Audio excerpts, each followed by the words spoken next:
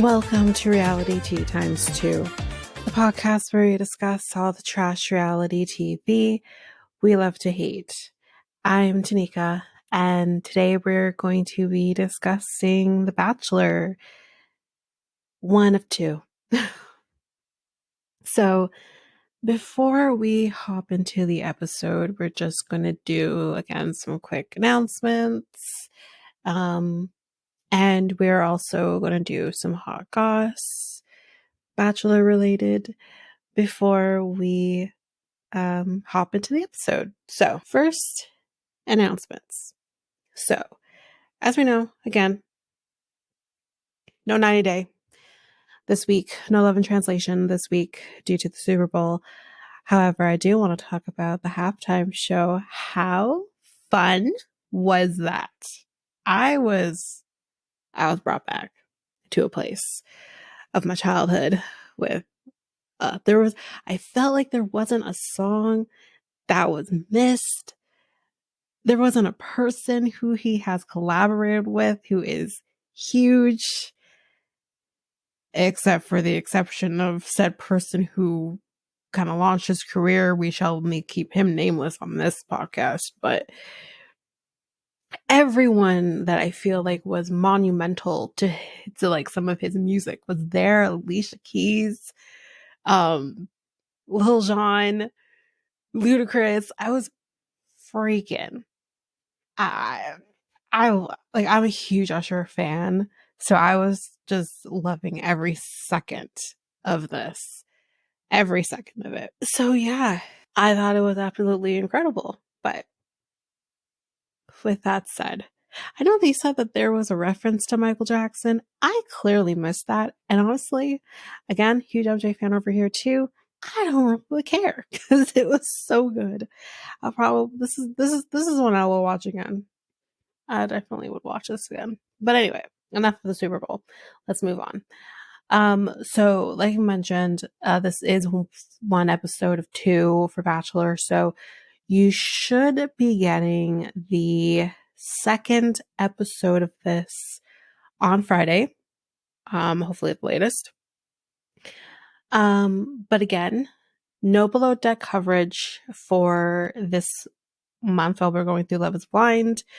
If there's anything that I watch that I want to talk about, I will definitely tap it on to the end of another episode. I haven't watched any of them yet, although I do hear someone got fired. I don't know. We'll see. So I might talk about that. So yeah, there's that. And then Married at First Sight. Now, I did mention that we probably will be doing that as a bonus episode, more or less, than doing it as a fully recapped episode. That might still be the case. However, we do have a holiday here coming up in Canada on Monday. So that does allow me an extra day to kind of get some stuff done, which is amazing. So there's a possibility that you could get a full recap of Married at First Sight, but as of right now, we're going to say it's probably still going to be a bonus. Just so it does help me get ahead, because as I'm recording this, tomorrow we're getting Love is Blind. 6 episodes. So I will be having Sharon on at least one or two episodes. We will see how that goes. And those will hopefully be getting to you prior to the new episodes coming out. You might still have a little overlap. We'll see how that goes, but I'm trying my best to keep on top of that. So that's coming your way soon. And from what I hear, it's an amazing season. I hope anything after last season is going to be an amazing season. So let's move on to some hot goss.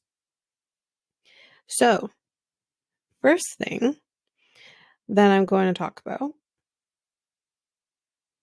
is Scott. So, Scott took to social media last week, I believe, for a tipsy and also tone-deaf tirade in which he talked about falling on tough times and revealed why he's kind of upset with TLC. So, according to Sarcasm, the 90 Day Fiancé, Love in Paradise, and the Family Chantel star is Scott, revealed on Instagram that he is currently unemployed, which I don't know, man. This guy cannot keep a job. It seems. I don't know what's going on with him. Anyway, and residing in a camper parked in his mom's yard, Scott revealed this life update, among other things, through a series of videos in which he could be seen, like, downing a Fireball whiskey and singing along to the Lady Gaga song, Shallow. Yes, sir, you are shallow. So although that's not what the song's supposed to be about, but anyways. And Bradley Cooper, come on, this article, come on now. Anyways, sometimes life just sucks, he says. And he said this in the second of the 2 videos that he posted, and apparently it's a lot longer than the first. He says, like, shit just happens and you get thrown a lot of curveballs in life. You have to make the best of it. So then why are you ranting and raving? Anyway, in between singing and drinking this drink of his, Scott told followers he was trying to keep smiling through everything. He says, quote, "Everything happens. I lost everything. Everyone knows that. They wrote 5,000 stories on it last year, saying, kind of mimicking, I guess, what the articles were saying. He went bankrupt. He lost his house. He owes the IRS.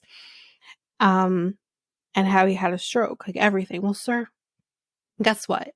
When you decide to put yourself on TV, even if it is 90 Day Fiancé, people are going to talk. That is how this is. And when you put yourself out there to be discussed, that's what happens. That is 100% what happens. Anyway, he goes on to say, this article goes on to say, shortly before posting his videos, Scott had hinted on Instagram in a now deleted post that things weren't going well for him when he posted a text that read, "God give me strength." See, then again, that goes to show, sir, you're asking for the attention. Why would you post what I'm assuming is a text to somebody else on your social media? Idiot. So he elaborated somewhat in the caption of this text that he posted. He said, "Losing everything. I was hoping 24 would be better. You keep getting kicked when you're down. Crap editing that destroyed your life." Hold on. Yes, editing is brutal.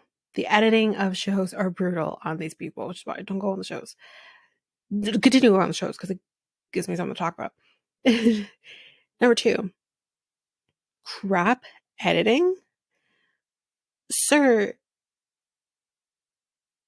you literally go on Family Chantel, get all up in your feelings because Pedro doesn't like you and Nicole doesn't like you, and then you decide that I'm going to fuck their mom to get back at him. That's not editing. Those are your fucking words. So because he says crap editing that destroyed his life, and losing your home and best friend, what best friend? Who's your best friend? Anyways, when will it get easier? The minute you get off of fucking Instagram, it will get easier. And live a normal life, it will get easier. The 52-year-old later, expounded on the crap editing allegations in one of his videos, slamming his 2-time employer TLC for making him seem like a fucking cringy motherfucker. Scott, that's all you. You did that. Number 1, no one told you to bring Liz onto the show when you were supposed to be with Lydia, and you got all up in your shit because you couldn't understand each other. That was all you. And all TLC did was reap the benefits. Number 2, like I said before, no one told you to be a shit and decide to fuck someone's mother to get back at them. Weird. You did that. And all that TLC did was reap the benefits. Don't sit here and try to be like, oh, crap editing and it made me look bad and made me look like a cringy person. That's all you, honey. That's all you. Own it. So he goes on to rant. This fucking show, the way they edit this shit made me look like a fucking cringy motherfucker, like I said. And he said, fuck TLC. He says, take their fucking 13 grand. That's it. That's pathetic. They've given me and shove it up their fucking ass. Yet it's still $13,000 that you probably wasted. So, anyways, he continues on by saying, fuck them, because anyone that knows me knows I'm a completely different guy than that was portrayed on the fucking shows. It's crazy. Well, if you're a different guy, then why didn't you portray that? You made yourself look horrible. Doesn't he have kids? I don't know how old his kids are, but isn't there a kid that could maybe say, stay with me or something? I mean, at least you're staying in a camper. Why do you stay in a camper? Why can't your mom let you stay inside the house? Anyways, despite his very strong feelings, Scott later said that he almost wished he had another show to give me more attention, to show the real me. You had the opportunity. You literally had the opportunity to make yourself look better on the Family Chantel, and instead you made yourself look worse. Who knew that you could actually make yourself look worse after the debacle that was Love in Paradise? So, no.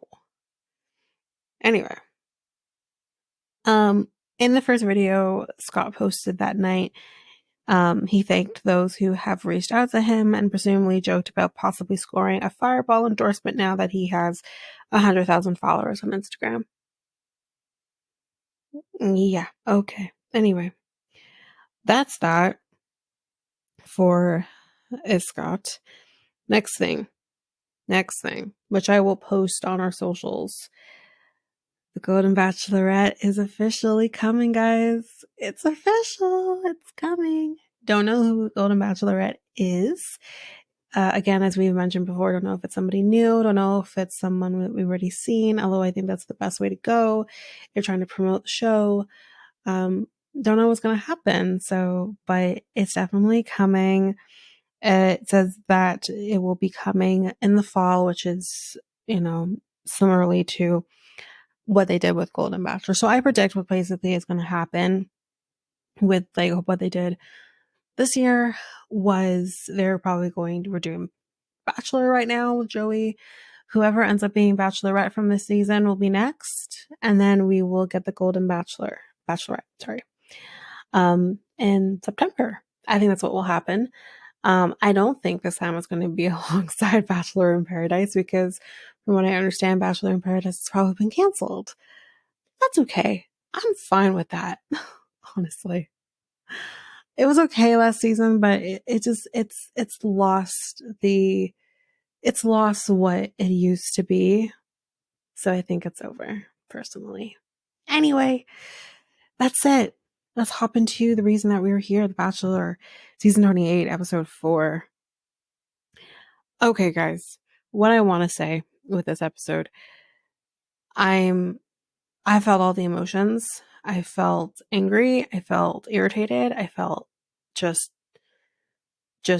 ashamed of certain people. I felt all the emotions that I'm literally like, I don't know if I can keep doing this. Here's the thing, and I want to preface this, and for those who watch the episode will understand, and as we go through the episode, you'll understand. For those who didn't,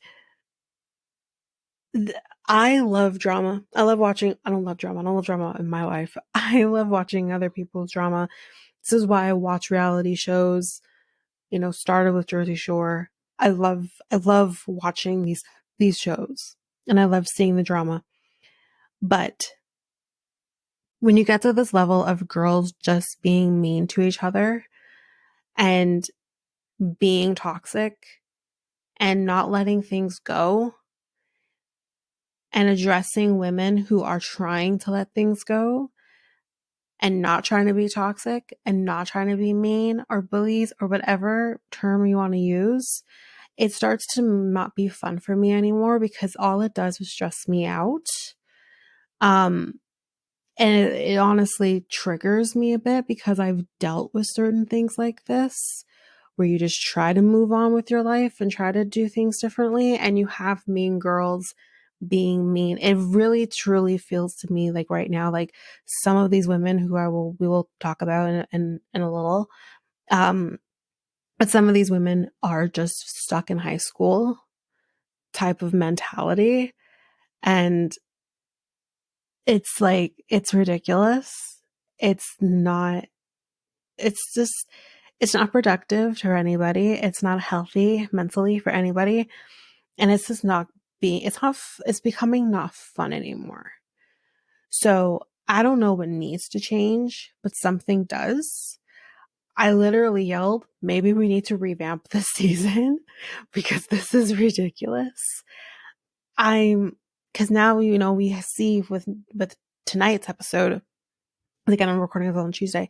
With tonight's episode, there's going to be more crying from other women who maybe aren't as involved in this drama that we're going to be hashing out.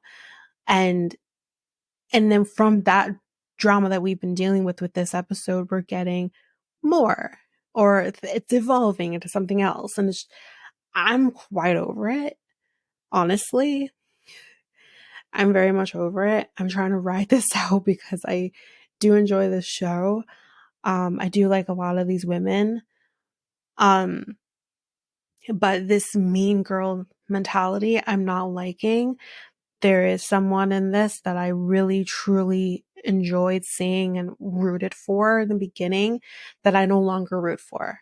And that's also very disappointing as well, because this is a very different show than like a Jersey Shore or a 90 Day Fiance or whatever.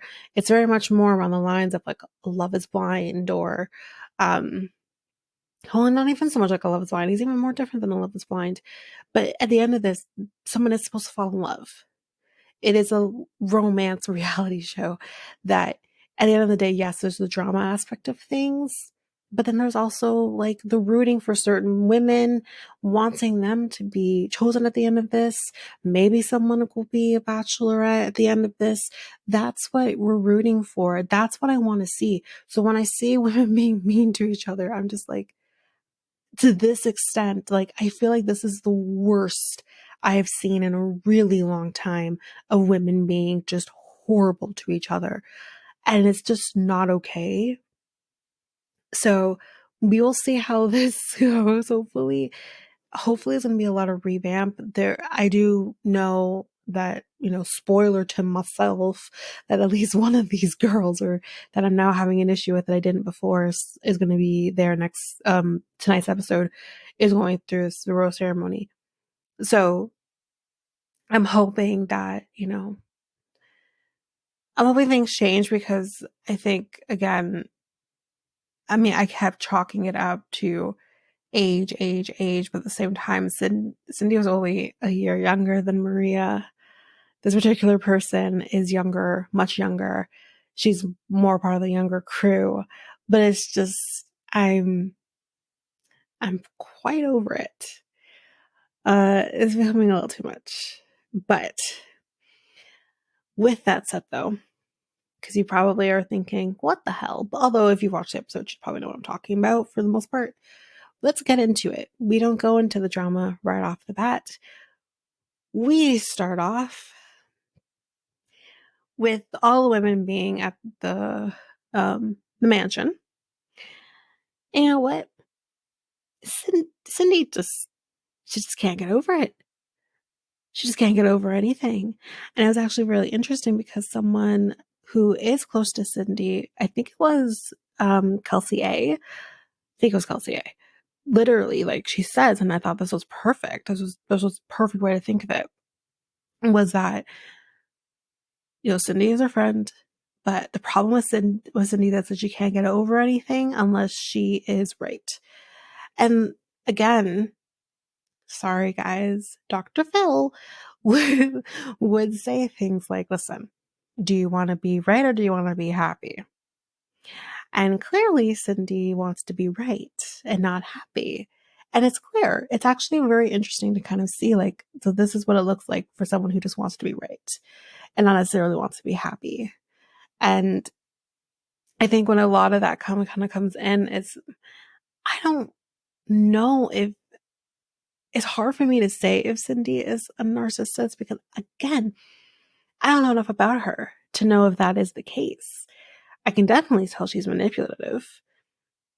I can tell she's a gaslighter because she is literally sitting there gaslighting Maria. She's a liar. That's clear too. But I don't know. She definitely has traits to be one, but I just don't know if she is one. Anyway, Jesse comes on in. He's like, well, ladies, you're not going to be spending any time with Joey today because he's left. That's because you're also leaving because we're going international and we are going to Malta. So we finally, to do that, we, head to Malta. And all the women are in the hotel. We're just skipping ahead. And we have a day card. And I'm going to tell you what the day card reads first. The day card reads, let's explore Malta together. And the people or person who's going to be on that date is Lexi, our kissing girl from last week who talent was kissing. Nonetheless, I root for my fellow Canadian, so our fellow Ontarian. I have to. Sorry. So I actually like her. I think she's pretty cool. So the one-on-one date starts, and we're basically just exploring Malta. We're walking around and we're eating pastries and randomly talking to a woman who's been told to by producers. Then we're doing like this old school bocce ball situation. They're just having fun exploring Malta. So while they're doing that, we're back at the hotel, and Cindy's brain, is completely hung up on Maria. No shit. You made that very clear, girl.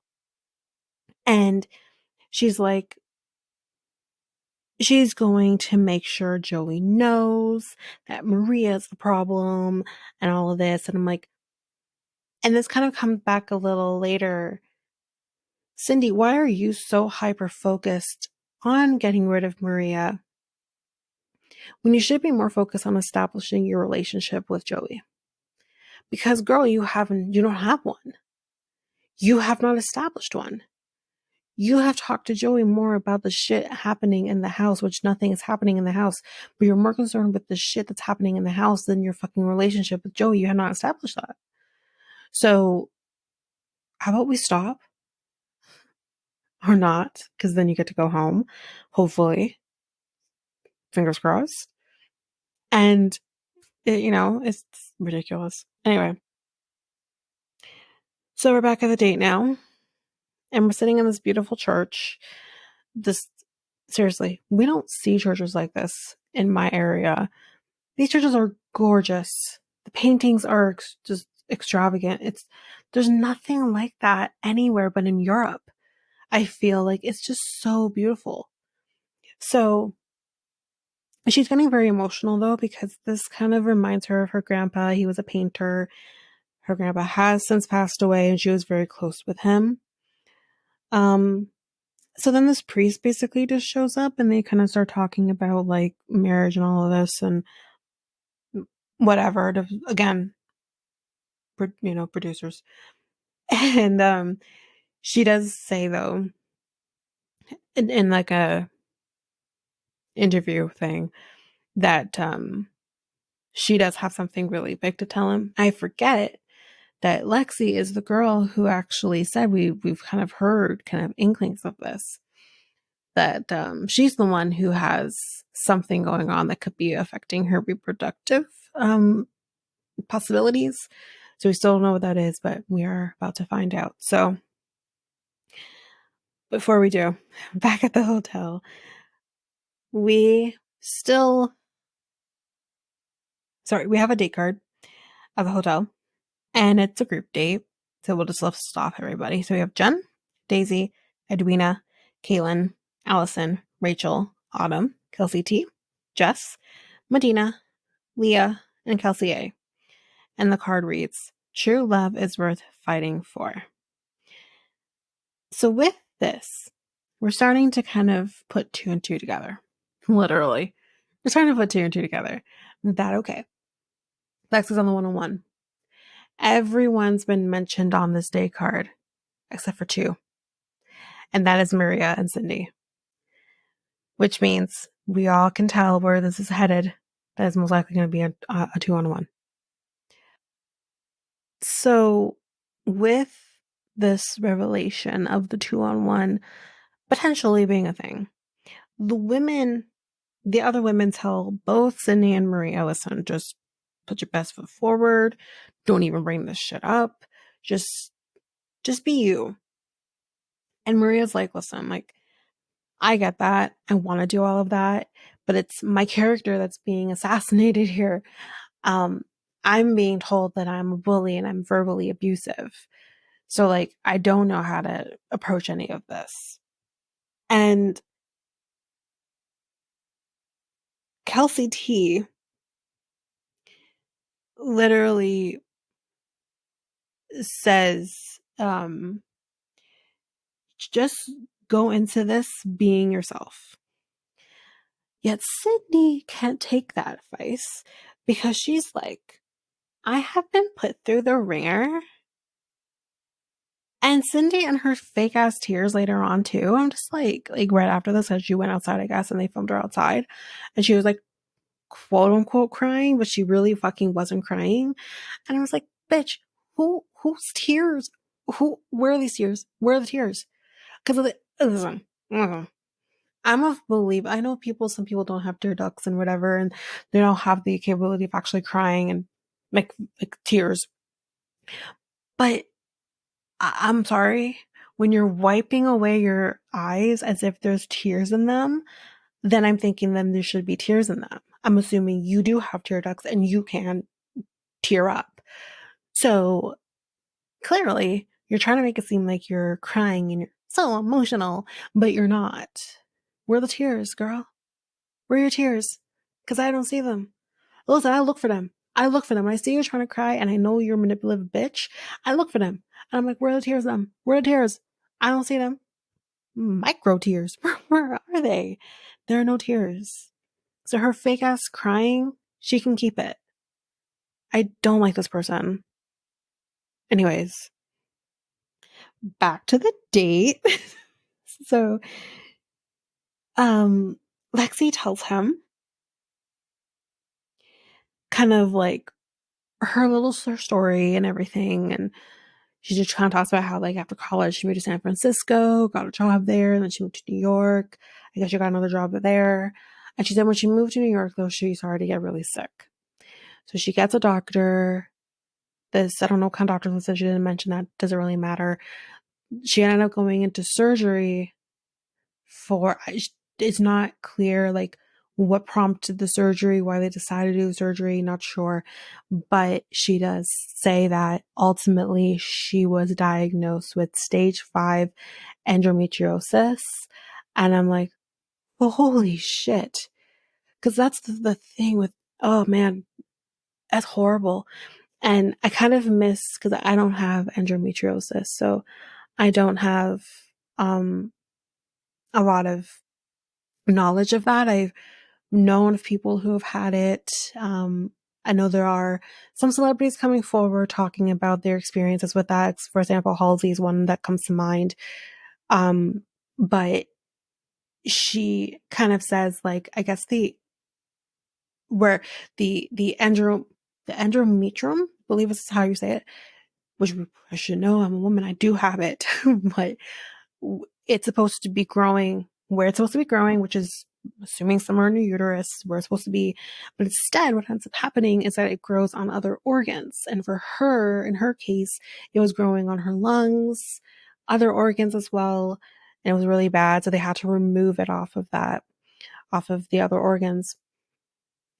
And with that, her doctor told her that she may not be able to have children of her own, which honestly, like, when you're dealing, especially with endometriosis, which is 10 times as a person with PCOS, I can say this. I feel like it's just 10 times worse than PCOS, because with PCOS, it's so much different. But with endometriosis, it's like, it feels like it's just 10 times harder to get pregnant naturally. Maybe even if you can do like in vitro or anything like that, maybe you can't carry your own child. I don't know. There's just so much involved. Again, I go back to like Halsey, who's been very open about the fact that she's had miscarriages before she had her, I think she has a son now. She has dealt with a lot of the ups and downs of having a reproductive um, diagnosis. So I feel for her. And the thing is like, when you hear anything as a woman that you have something that can potentially affect your ability to get pregnant, it doesn't matter how old you are, even if you're not necessarily thinking or planning to have a child right now. In my case, I was very young. I wasn't even 20 yet. Like, I'm definitely not thinking about having kids at that point. That it does still make you realize, like, oh shit, like, this is not going to be easy for me. And even, when I was younger, in my early 20s, and now in my early 30s, and it's just like, this isn't going to be easy for me. But I am still able, with someone with PCOS, you are still able to get pregnant. It's just going to be a lot harder. I think the biggest issue with PCOS is the fact that you have abnormal periods. I am so fortunate that I do have normal periods. Which means I am ovulating usually on a monthly basis. So I'm very fortunate that I have that, but there are so many women who don't have regular periods, or just are dealing with other things with these diagnoses. It's so hard, and it's scary thing. So with this, she tells him that, this is a fear for her to talk about this, because she's only told one other person about her diagnosis, and that was her ex. And her ex ultimately decided that he doesn't think that he could be with somebody who cannot have his own children, so he left her. Whew, I'm not going to cry. That is such a real fear when you're dealing with something that is completely out of your control, like a reproductive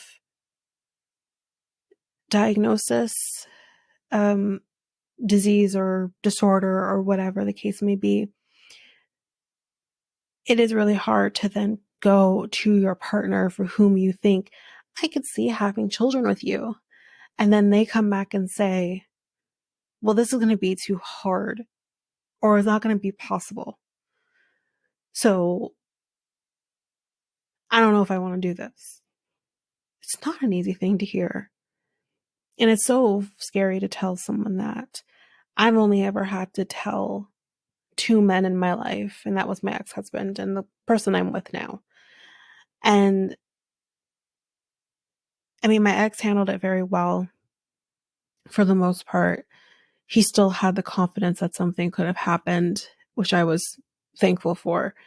And my current, same thing, like, he's been amazing with it, but it's always in the back of your mind that can I give him what he wants?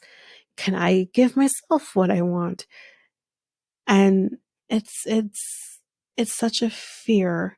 So I really felt her in this moment. I understood her more than I think anyone that I've seen on reality TV in a really long time. I understood her and that fear.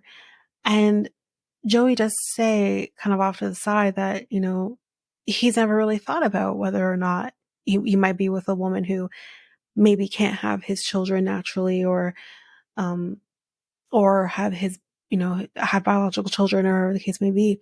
He's never thought about that. I don't think for him it was ever really a thing that it could happen. I don't know if he's necessarily saying, like, sounding like an ignorant person. I don't know if that's necessarily what's going on. I just think maybe he's saying, like, I just never thought about it. And he said that is something I really do have to think about. and ask myself if that's something I do want to deal with, which I am not saying that a man doesn't have a right to say, I really want to have biological children. And if I can't have that with you, then I don't know if I can move forward. It's not an easy thing to hear as a woman because we can't control that. It's no different than like I as a woman, if, someone I'm with is sterile and can have children naturally because for whatever reason, a la Caesar on 90 Day Diaries, which I will be talking about because I've actually found his segment fascinating. So I wouldn't be like, oh, well, I can't have children with you because you can't produce sperm, so I'm going to move on. Like, I wouldn't do that. But at the same time, you never really know what you're going to do until you're in it. But when you're the person that you know is the problem, quote unquote, is the problem, it's not an easy thing. But to Lexi, he tells her that, you know, this doesn't make me want to run away. What you're telling me, you never know what could happen in the future. Maybe we can adopt, which I thought is amazing.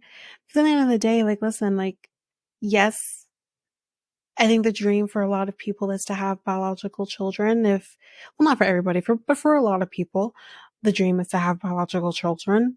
And that's what you see for yourself. But if you can't, then let's go to plan B. There's always a plan B or a plan C or a plan D. There's always a plan. And I think that's like the biggest thing is just like, if plan A isn't working, well, let's try something else. Something else might be a lot more expensive, but we're going to try. So I'm thankful for how he took it, how he handled it. So great. But he offers her the date rose and she accepts. So that is it for the first date. So now we are headed to the group date. So we're at this place.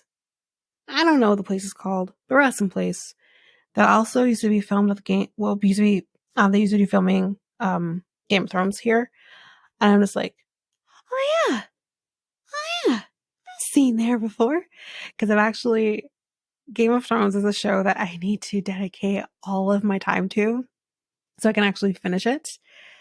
I jumped on this bandwagon after this series had been over, and I do want to hop into it. I do want to watch it. I've completely finished the first season, but I have not finished the second, or am I now in the third season? I don't even know anymore. It's been a minute since I watched it, but I really enjoy it because this is kind of my thing. Like, I completely enjoy it. I love the old school feel of things and the dragons. Yay. I love it all. Actually, there's no dragons yet. But anyways, for me, there's no dragons yet.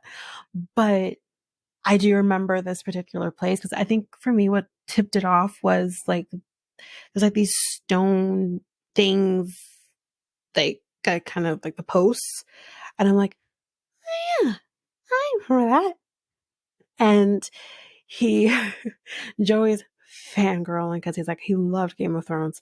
He's like, to be the place where Stark got beheaded. And I'm just like, huh, that's one thing to say. Yeah, because he did. Listen, when that happened, I know I'm so far in the game because like this probably aired like, I don't know what, 15 years ago. And I'm just like, when he got beheaded, I was like, whoa, no. I liked him. He only lasted a season. Well, the people that I liked only lasted a season. Jason Momoa only lasted a season too. That was a shame. Yeah, anyway. So, but then the producer's like, spoiler alert. Are you kidding me? Spoiler alert. When the show aired again like a million years ago. Like the first season was a million years ago. Spoiler alert. Oh man. Where were you when you found out that the sister and brother were fucking each other? Anyway. So I know it's a book too, and probably people who read the books already knew that. Um anyway, So he's having fun here. He's all about it. So then we see these knights and they're fighting. So today we're going to be doing interesting stuff, this guy says. And there's going to be doing like a bunch of different like little like challenges or whatever. And whoever wins will get extra time with Joey. So go change. So everyone goes and changes, and so does Joey. And Joey's wearing like no shirt, this thing around his neck, like I don't know what to call them. They're like silver, like things that knights used to wear. Anyway, he's wearing this thing around his neck, and then he's completely shirtless. So the first thing they do is kind of just doing like fighting with swords and stuff. That's basically all that was. The second thing they end up doing is, let me know if it sounds familiar for those people who watch Love in Translation. They're going to stare into each other's eyes so they can see each other's souls. And I said, what the fuck? Now, this is very important to him because I want to say eye connection, but that's not right. Looking at each other in the eye is important to him. So yeah, that's I guess why they're doing it. I don't know. Then as some of them are doing this, Kelsey A just goes in for a kiss. And then so does Daisy. I love her. She could do no wrong to me. Like for me, like literally she can do no wrong for me. I love her. Actually, she probably could, but she's too sweet that I don't think she'll ever do anything wrong. Autumn is feeling a little awkward about everything at the moment because it says that like she hasn't really formed much of a connection with him. Seeing all these other women who have been on one-on-one dates, forming these connections with him, actually witnessing those connections with him is kind of just really hard for her. But not to worry, let's continue. Next thing they're going to be doing is they have to catch these sausage wieners that are hanging on like this string that's hanging off of this wheel thing. And they have to catch it in their mouths. Let me rephrase, y'all. They have to catch sausages in their mouths. It's just an interesting thing to do. But Joey is also going to be doing it because he can't have the women doing it alone. And he's like, I've never thought I would be catching sausages in my mouth. And I said, well, if you are a heterosexual man, I would think, no, you haven't.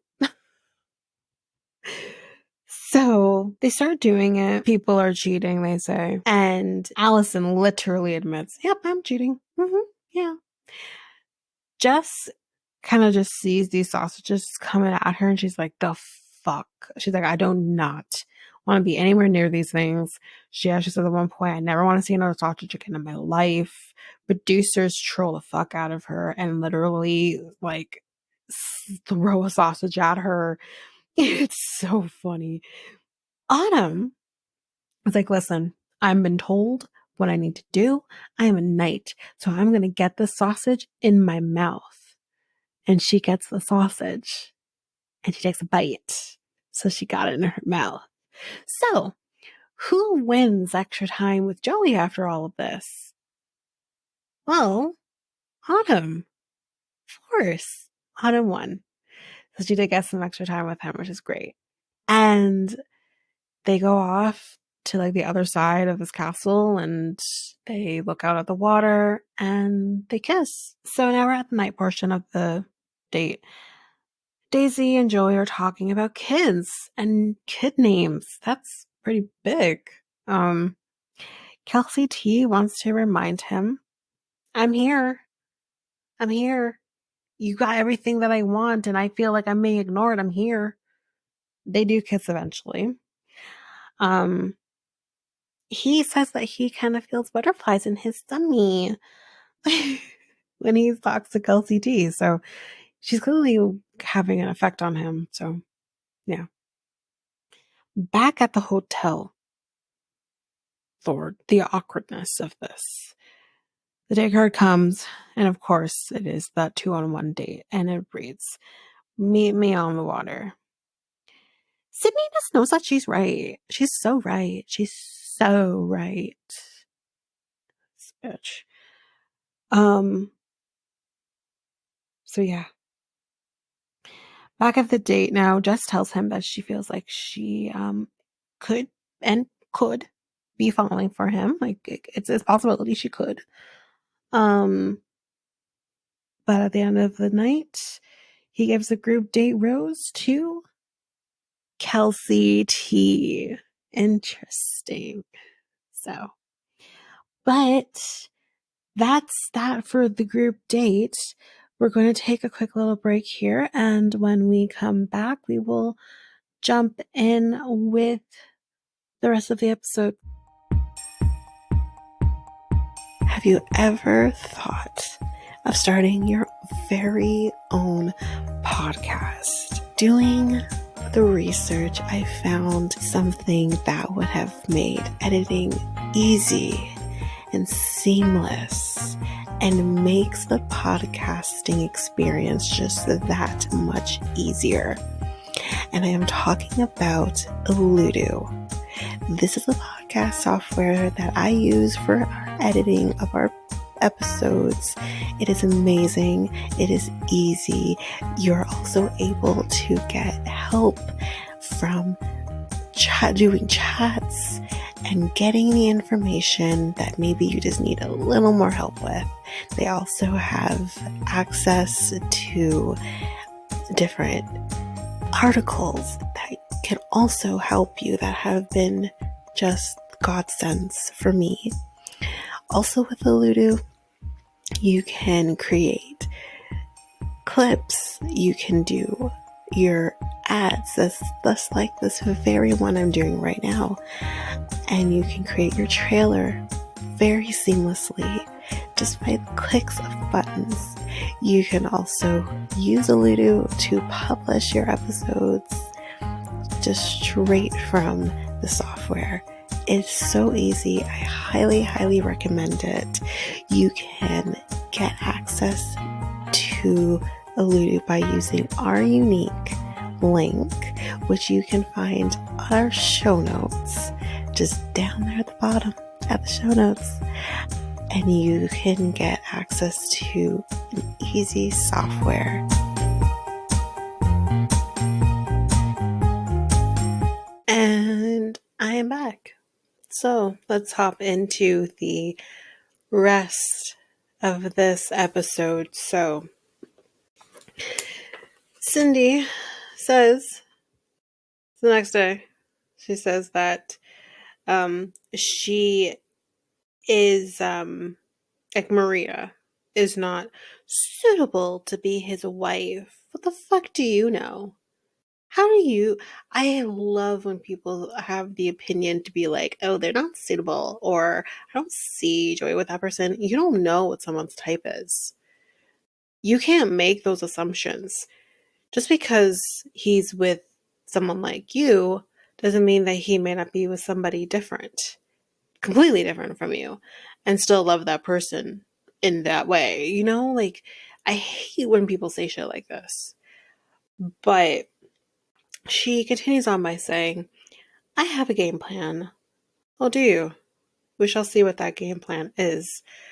And that she's basically going to be spending the day spending the day with Maria is like spending it with the devil. That's wrong. So a lot of the women here are just being, I feel, completely fooled by Cindy. We'll get more into that a little later, but you kind of see like Jess is on Cindy's side. We've kind of talked about Leah is kind of on Cindy's side. There's just a lot of women who are not seeing the big picture or are not asking the right questions.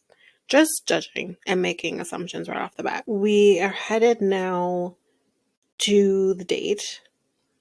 They're going by a boat. And they do meet up with Joey, wherever the hell he is. And he mentions that, yes, this date is going to be kind of weird. It's going to be kind of odd. But we're still going to try to have some fun. So they're going to go to this thing called the blue grotto, which apparently is very famous. Maria is just trying to, be playful with Joey, just try to, have fun and make this kind of light. And Cindy just can't even fake her way through anything. She is just, as Maria says throughout, like, kind of at this point of the date, is that she's like a vampire. She is an energy sucker. She's just sucking the energy out of the room. And I'm sorry, but if Maria can feel that, what are the chances that Joey can't feel that? So now we are going to talk separately with each woman. Then he talks to Cindy first.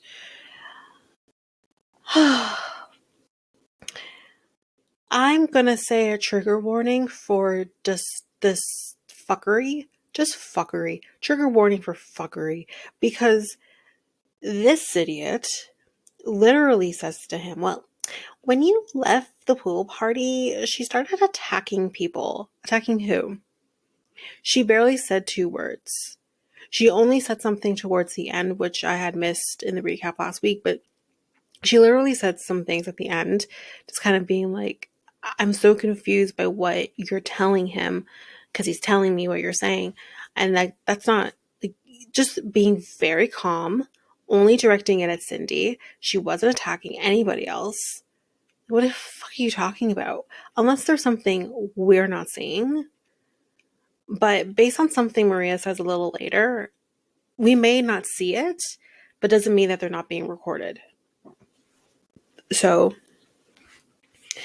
and if they are being recorded, I'm down for a Clementine's type style situation here. If Maria is this bitch, then fine, prove it to me. Please, prove to me that she's that bitch. But so far, I'm not seeing that. So yes, she's saying that she was attacking people. I missed at first who she said this about, but I caught that she had told someone to fuck off. Or shut the fuck up, sorry. The person that she apparently said this to was Leah. So the 2 women in the house right now who seem to have such a grudge against Maria are the 2 people who are now claiming she is being a mean girl or a bully or verbally abusive to people. Like I said, Leah comes around as no different than Cindy, and that's the person I'm annoyed with. But I'm just like, okay, that's interesting, kind of looking back. So apparently, like, Leah had brought it back up again or something, and then that's why she said it. I don't know, so confused. But anyway, she kind of continues on by saying that Maria is a common denominator, and, she's the problem, basically. Joey at this point is confused because he says, like, yes, I don't want to be part of drama. I'm being told all of the shit. His main focus is that there should be peace in the house. But the thing is like, he's like, the problem is that each person has something to say, but each side is dramatically different than the other. So where is the truth? Maybe the truth lies somewhere in the middle. That's very possible. And actually, I do think the truth does lie somewhere in the middle. Maria is not 100% innocent here. Yes, maybe she shouldn't have said anything at all. Or if she had anything that she wanted to say, she should have just said it to Medina straight to her face. So that maybe it wouldn't have come across as badly as it did. Because in the end of the day, initially when this happened, you're thinking, okay, yeah, is she talking shit? Is she saying something? And even as a friend, you would think, okay, if someone is potentially talking shit about somebody, you don't know exactly what's going on, then maybe, yes, maybe you would tell something to somebody.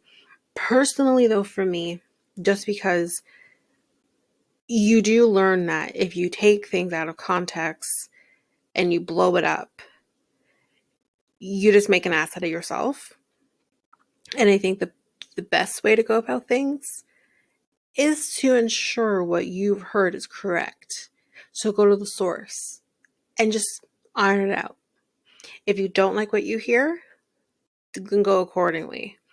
If you do like what you hear, then you leave it alone. It's been done and it's now been dealt with. Instead, Cindy goes the other way. And I think, unfortunately, part of that is her personality. As I mentioned before, someone mentions she can't just be happy, she needs to be right. So she's heard what she's heard, but she really and truly heard wrong. She didn't hear what she heard. Yes, could it have been invalidating to Medina? 100%. But Medina and now Maria have dealt with that. They have now moved on from it. At the end of the day, this is a problem between Medina and Maria. Through all of this, that's been lost. The issue was supposed to have been between Medina and Maria, but they've now squashed the issue. Meanwhile, now it's become Maria and Sydney's now issue because Cindy can't let it go. Like that's exhausting to me. That's absolutely exhausting to me. I don't understand anyone who is close to 30 is still acting like they did probably in high school. That is exhausting to me. If I was the same person that I wasn't in high school, just no. I would be horrible. You grow from things. You learn to just stay in your own lane. Mind your fucking business sometimes. My girl has not learned. She never got that memo. Just to mind your business. Say it with me. Will Smith said it first. Mind your business. That's all. Just mind your business. Just let it go. Because if Maria was that bitch, it would have gotten worse. So she just let her sink herself. But anyway, let's continue to the show. So Joey now talks to Maria and he tells her, this is what Cindy told me.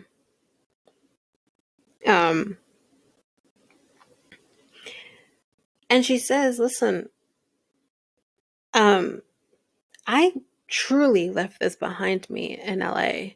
I thought this was over and done with, even before it was brought to your attention.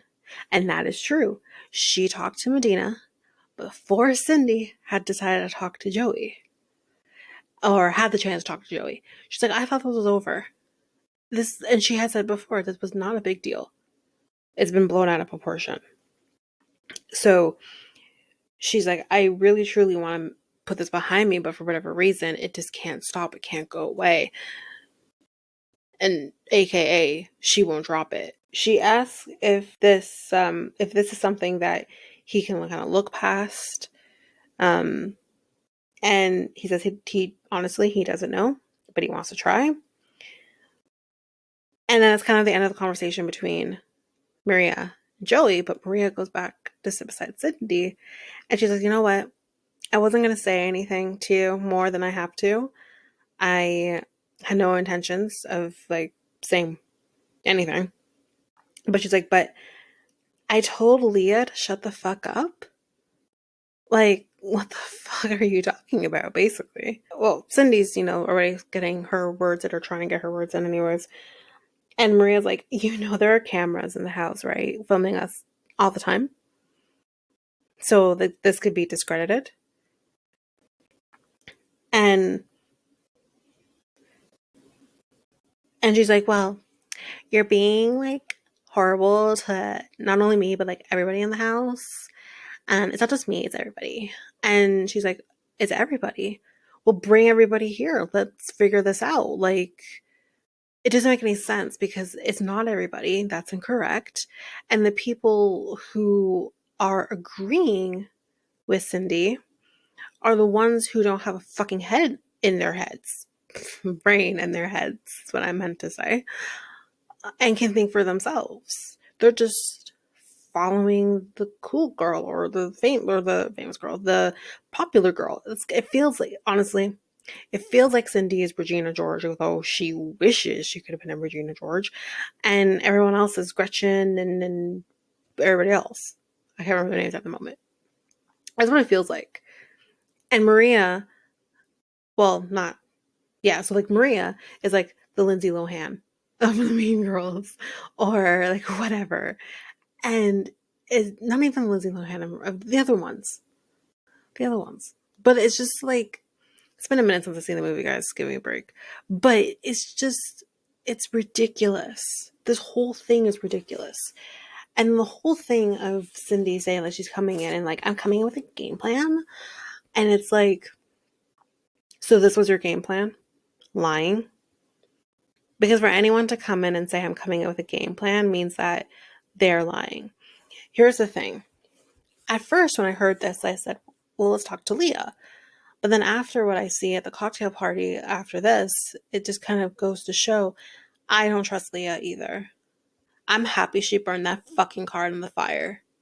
She doesn't deserve it. She doesn't fucking deserve it. And yeah, I don't trust her. I guarantee you 100% those two fucking girls, because that's what they are, they're acting like little girls, are were talking to each other the night before and probably said, oh my god, I'm gonna say this, because then he'll believe it. And of course, let's go over Leah, because Leah was the one that got the first impression rose. Leah is the first person he met. And Leah's the one who's kind of made an impression on him, obviously, because she got the first impression rose. So let's say it's Leah. Because of course he's going to believe it. If I say that she told Leah to shut the fuck up. And then if you were to talk to Leah, Leah's going to confirm it. They definitely planned this together to kick her out of the house. And if that is the case, that is disgusting. That is fucking low. We have had some low ass bitches in this on these seasons. But you guys take the fucking cake if that's the I don't put it. I'm 100% sure they made this up. They made this up together. That way one can corroborate the story. 100%. Anyways. So now it's the night portion of this 2-on-1 date. And Joey comes and he sits down after it's been very awkwardly just these two women staring at each other.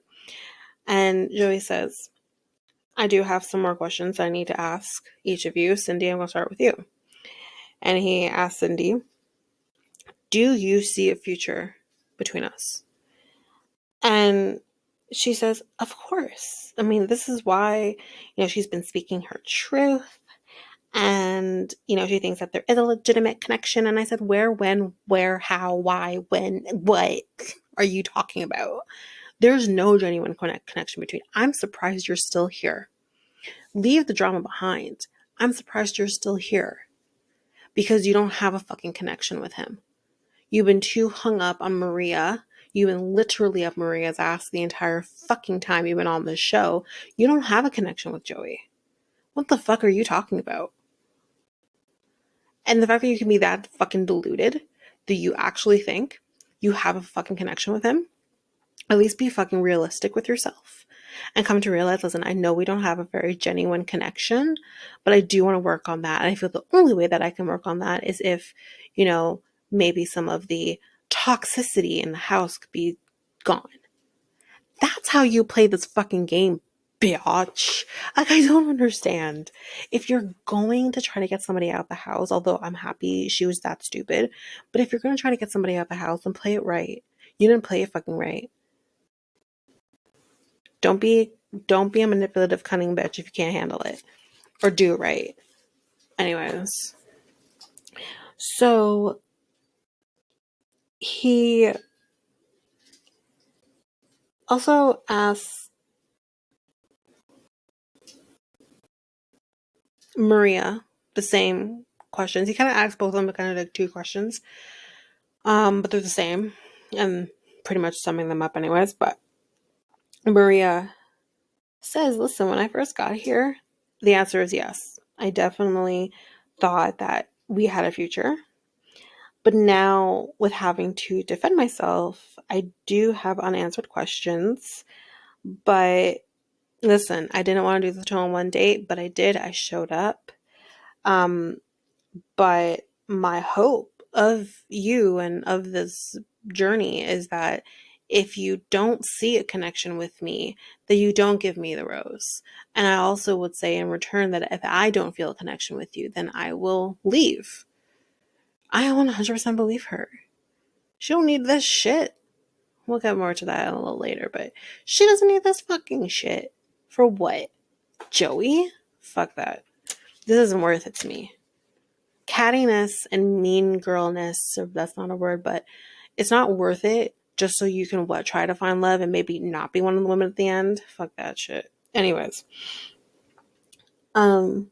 he picks up that rose and he kind of says to each of them, like, you know, he does have this connection and whatever. And he says to Cindy that, like, even though we haven't really built one really up, I do enjoy spending time with you, being around you, whatever.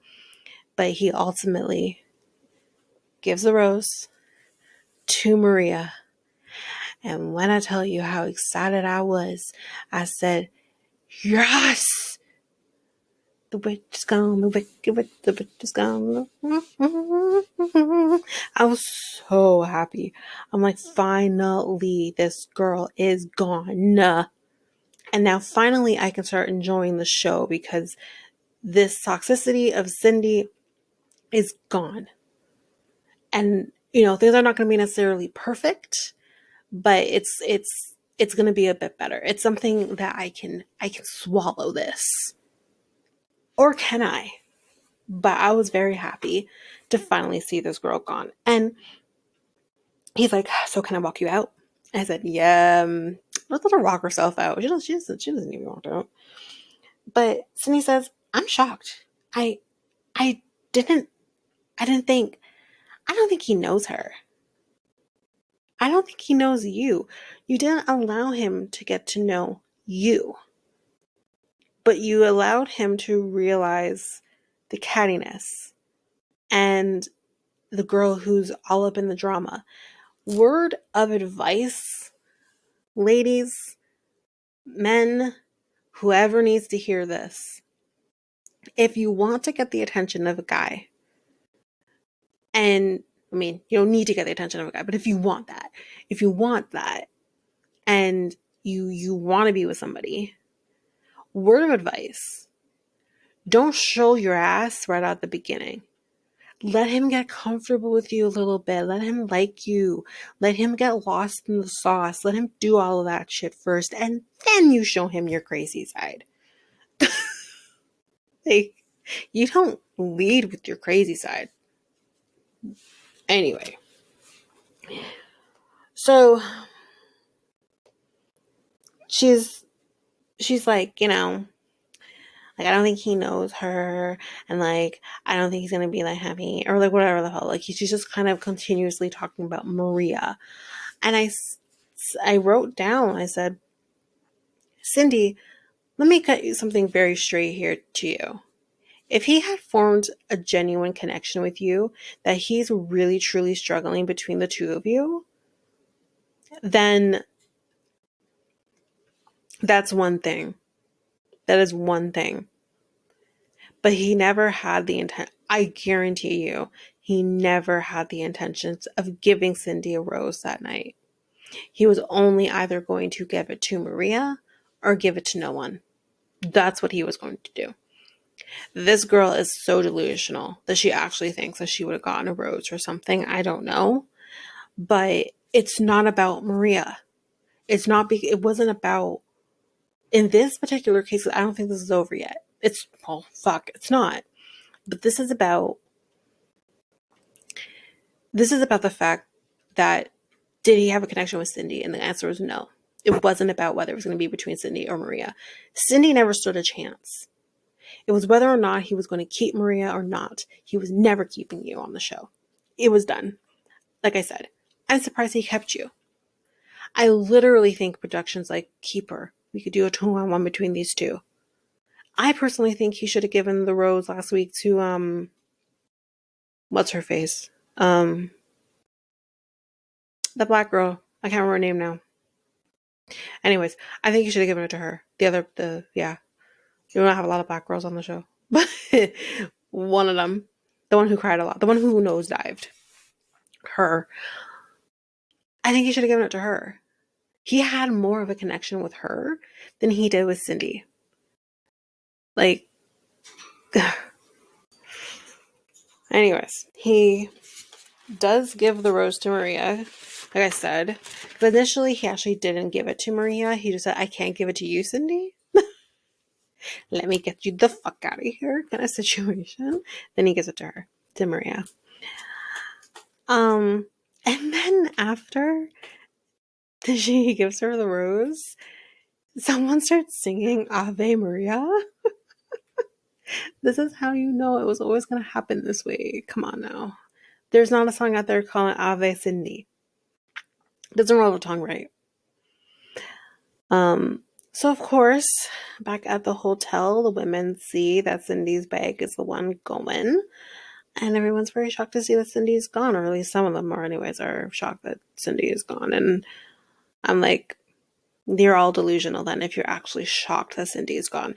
Forget the drama. Forget the actual situation of the drama. Look at the fact that my girl is talking about drama in the house. There is never a person who talks about the drama that's going on in the house who proceeds further past that. They're gone within maybe an episode or two after they talk about the drama in the house.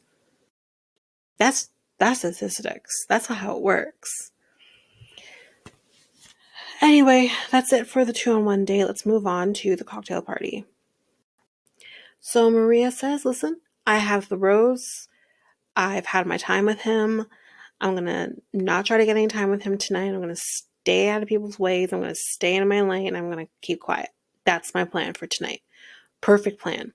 Unfortunately, though, as Joey comes in and starts making his speech, and he does bring up Cindy, Leah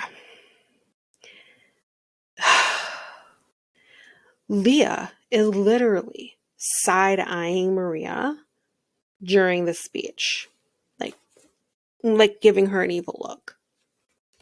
And that's when it kind of hit me that I'm like, this shit isn't over. Leah's going to make sure this shit isn't over. And she's going to make things worse for Maria because Cindy's not there. And that's when I realized, fuck you. Fuck you. I'm done with you. I want you gone. No different. I want you gone so passionately. I actually want you gone. I'd rather have Cindy back and you leave. Because the fact that you can follow behind somebody like a lost little fucking puppy because she tells you something and you don't fact check. Like you don't fact check at all. Go fuck yourself. You don't have a date card anymore or immunity card anymore. You're probably not going to make it. He's probably not going to marry you now anyways. So be gone. You've completely shot yourself in the foot. You came across as such this sweet, caring, like, girl, woman, but now you don't come across that way to me anymore. You could have solidified yourself as a bachelorette in this if you didn't win at the end of it. You could have been bachelorette. You could have been a fan favorite. Instead, you want to be a bitch. You just shot yourself in the foot. Toodles. I'm done with her. I literally wrote at one point, I'm done. I actually wrote it right here. I'm done with her. Right after. And it didn't get any better. So, anyway, so he's with Jen. They're kind of having a little time at the pool. Do you want to take him back to the water? And they're going to stick their feet in the pool. And he's a little self-conscious about his feet. He says they're ugly. There's like a toe sticking up or something. Who knows? Then Medina has some time with Joey and she gifts him a night. And she tells him guess what? The capital city of Malta is Medina. And it stands for the city that's closed off by walls. So with this, she starts talking about her experiences of being kind of closed off, maybe that being kind of based in her parents' divorce. Kind of closed her off to the idea of being in love or finding love. So he takes all of that in, and they do the kind of trust fall, and of course he catches her. Meanwhile, after Medina's time with Joey, she comes back inside, and she's just kind of, being nice to everybody, including Maria. And Leah's like, why isn't everyone like caring more that Cindy's gone? Because the goal for most of these women is to have a husband at the end of it, not piss and moan because their best friend was told to leave. Grow the fuck up. You're clearly not here for a husband. The fuck you here for? To end up a Bachelor in Paradise? Sorry, I think it's been canceled. So you're not gonna make it there either. Like, this is horrible. Actually, I'm really hoping Bachelor in Paradise is canceled, because if I ever have to see Cindy or Leah on that show for them to have their redemption in it, I'm gonna lose it. Anyways. So yeah, she's saying, why isn't people more sad? She's like, everyone is so happy. No shit. Of course. Of course people are all in all happy because they're with Joey. That's the whole point. Like I said, that's the whole point. And then anyway, so she's like, everyone's happy, especially Medina. Like, she's being so nice to Maria. And like, I don't understand that. And then she walks up to Medina and she's like, can we talk? Like, whispers to her, can we talk? About fucking what? What the fuck are you going to talk about? Like, the weather makes more sense than what the fuck you're about to tell her. Well, let's get to it. So, Leah tells Medina, listen, I just want to clear the air. I feel like Cindy leaving has now, like, kind of made her frustrated. She's frustrated about Medina leaving. Or, sorry, Cindy leaving. Get over yourself. And she says, when they were on the date, you were kind of saying how, like, Cindy's your best friend in the house, and you hope that she comes back. But then when Maria got back, you're all nice and stuff to her, and it just doesn't look good. And Medina says, so because I'm close with Cindy, which Maria knows that I'm close with her, I can't be nice to Maria. Yeah, because apparently we have gone into a time warp and we're in high school. Oh my god, why are you friends with her? Like, she's a bitch. That's basically what it sounds like. Even fucking then, if someone didn't like somebody, it wouldn't stop me from being their friend. Get over yourself. I could still be your friend too. The fuck? Call compartmentalizing. Fuck. Like, and that's basically though what she's trying to say. Like, I'm a fucking adult. I can talk to whomever I want to talk to unless I have a problem with them. And I don't have a problem with Maria. And that doesn't mean that I don't respect Cindy. Like, and again, best friends, you guys have only known each other for like 3 weeks. It takes a little more to be someone's best friend. You know what I mean? And even then, after these 9 weeks are over, yes, maybe you'll still stay in contact and you'll be friends, but you're not going to be best friends. Like, so stupid. So yeah, somebody says that I can be nice with her. And Leah's like, no, I'm not saying that. What the fuck you saying? What's the point of this conversation? Please explain. What is the point of this conversation? Because as far as I'm concerned, this whole conversation, Medina served her a hot plate of shut the fuck up. Because you sound ridiculous. So Leah's kind of like, I'm just trying to navigate this. And Medina says to her, listen, you don't have to understand how I'm that was wrong. Medina said, I am just trying to navigate this. Sorry, Medina. Didn't mean to give you the bitch voice. But yeah, she's like, I'm trying to navigate this. You don't have to understand how I navigate it. It's like, I don't need to understand how you or any of the other women navigate through this process. This is me. She's like, you don't have to pull people aside to tell him how to do things. I'm already hard on myself. I don't need you to fucking do it too. Biatch. Leah just hopes that this conversation can give her some perspective. Perspective on what? Listen, if this was me and she's telling me, I just hope this conversation gives you some perspective, I would have been like, perspective on what? What do I need perspective on? Because my perspective is great and it's clear. What do I need perspective on?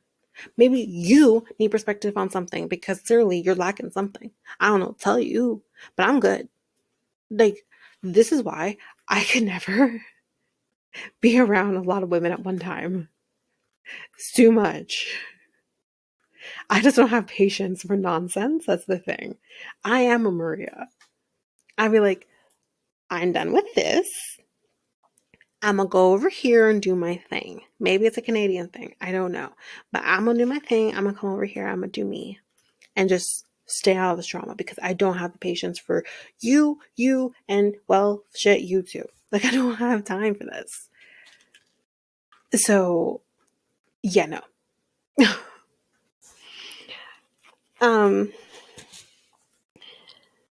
So, back inside. The women are kind of speculating as to what could be happening. And Rachel thinks that it's probably about a comment that was made the night before. And Maria asks, like, so, like, wait, what exactly was said? Because I think she knows in her gut that it's about her. And Rachel says that, kind of tells Maria exactly what Leo was saying about Medina kind of hoping that Sid would come back, but of course she didn't come back. So, I should actually start calling her Sid because I didn't have my say Sid. I just think of Sid from Ice Age. Yeah, not great looking animal. Anyway, so yes, so she was saying that she hopes Sydney comes back, but then when obviously Sydney didn't come back and Maria did, she was being kind of like nice to her or whatever. And Maria says the same thing that Medina was saying, and she's like, so wait, because she's close with Cindy, she can't be nice to me? She's like, what's wrong with that? I don't understand. And Rachel, of course, is like, there's nothing wrong with that. Like, I'm not saying there's anything wrong with that. I'm just saying what Leah's probably thinking. That's it. So Leah and Medina kind of separate at this point, and Leah cursed. I don't know what the fuck she said, but she cursed. And Leah says, like, we just approach things differently. Like, I hold, like, my circle to a high standard. You want to try the same for yourself? I think she ends up going back inside and she talks to, I saw Jess, and I can't remember who the person was, but she's talking to these people and she's like, you know, if that were my friends, like, they would go to bat for me. And she's basically saying, like, why the fuck isn't Medina going to bat for Cindy? Because Cindy went to bat for her. And I'm just like, because she's a fucking adult. She's a fucking adult. Like, I'm sorry, but go to bat for who? She's not fucking here. She's gone. What's the point of going to bat for her now? She has been told to leave. So I don't understand to what she needs to go to bat for. Like, the difference between stable fucking women and one that's not. Or, honestly, the difference between once one's brain finishes developing versus the other when it doesn't. Because both Leah, Jess, and whoever the fuck else, their brains have not yet done fucking developed. And really, your decision making process does change a lot after the age of, I'd say 25, 26, maybe even 27. We'll stretch it out a little bit. Like, enough. I'm 100% on Medina's side. I would do the same thing. Whatever. We ain't that close. We ain't best friends. Like, oh my God. Anyway, so and she says that she's like, I don't want to be fake. Then don't be fake. That's fine. It's not about being fake. It's just called being cordial with everybody. It's not fake. There's a difference. So she's like, and she uses our curling irons. Like, bring your own curling iron. Catty as fuck. Catty as mean. You want to talk about mean girls? That's a mean girl. Catty as fucking fuck. And needs a fucking life. So stupid. So Maria ends up walking to Medina to talk to her and kind of like find out if she's okay, kind of figure out like what's going on, like why does this keep happening? Why can't we move past this? And with kind of what's happening here, Maria is getting very emotional. Medina's like, I don't want to make you emotional. I don't want to upset you. Like, I don't want to do any of those things. And she's like, it's nothing that you're doing, but she kind of says like, no matter what I do, I could be quiet and I'm still doing something wrong. I could say something and I'm still doing something wrong. Like, she kind of feels like I'm damned if I do and if I'm damned if I don't. She's losing it. And Maria does end up start crying in front of the women, and everyone is being very, you know, being comforting and being supportive and being like, no, Maria, don't cry. It's going to be okay. Do you want to go outside? Do you want to get some fresh air? Like, whatever. And Leah, I was already done, but this solidified it. This was, you're on. Pull out the burn book, add Leah's name to it. So she loves to burn things anyway. So, yeah. She literally says, I don't care that she's crying. She should be crying. I don't care. Why the fuck is she crying for anyways? Like, you're a crybaby. She literally calls her a crybaby. And I said, yeah, I could say the same fucking thing about you. You little bitch. When you were there crying, oh my God, what am I going to do about this advantage? Like, I don't want to get in the way of other women's, like, journeys. And I don't want to take away Joey's autonomy. Like, I don't want to do any of those things. Like, oh my God, wah. But she's a crybaby. Go fuck all the way off. Just fuck off into the oblivion. I don't know where the fuck you need to go, but just fuck off to it. You're horrible. And Maria doesn't know at this point if, like, she can keep doing this. She doesn't know. She doesn't think she can do this anymore. And he's actually talking to Leah as, like, Maria is crying behind a bush. And he's talking to Leah.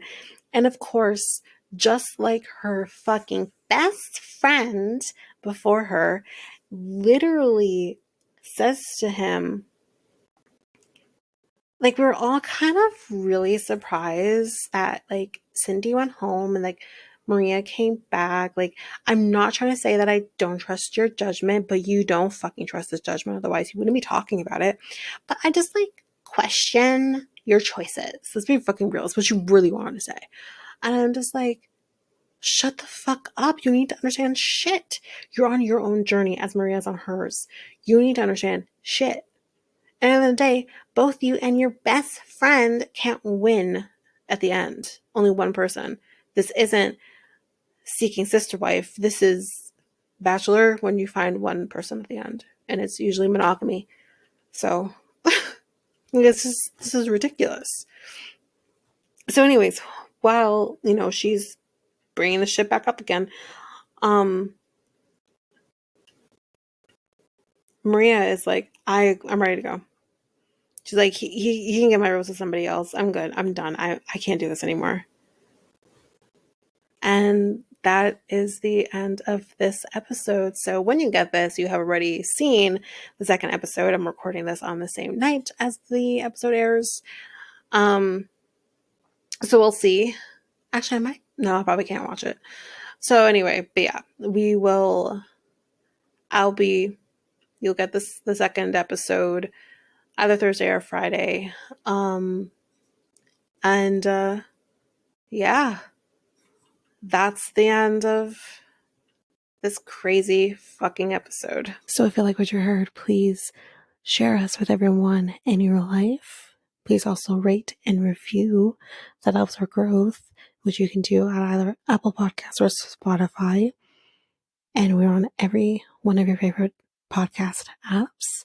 So make sure you hit follow, subscribe on your favorite app so you don't miss a single episode. You can connect with us by going to either Facebook or Instagram at Reality Times 2. You can also go to Twitter, TikTok, Reddit at Reality Times 2 Pod. And you can email us by going to realitytimes2@hotmail.com. Don't forget we have our website, which is at solo.to/reality times 2. And also, don't forget I have my other podcast with my friend Mikkel called the Next Take Podcast, where we talk about, well, just about everything over there. We're on every one of your favorite podcast apps over there as well. But you can get access to any links, any socials, anything like that by going to our website, which is solo.to/next take podcast. And you also can go to YouTube, which is Next Take Podcast as well. But of course, all of these links will be in the show notes. But that is it for now, guys. Thanks. Bye.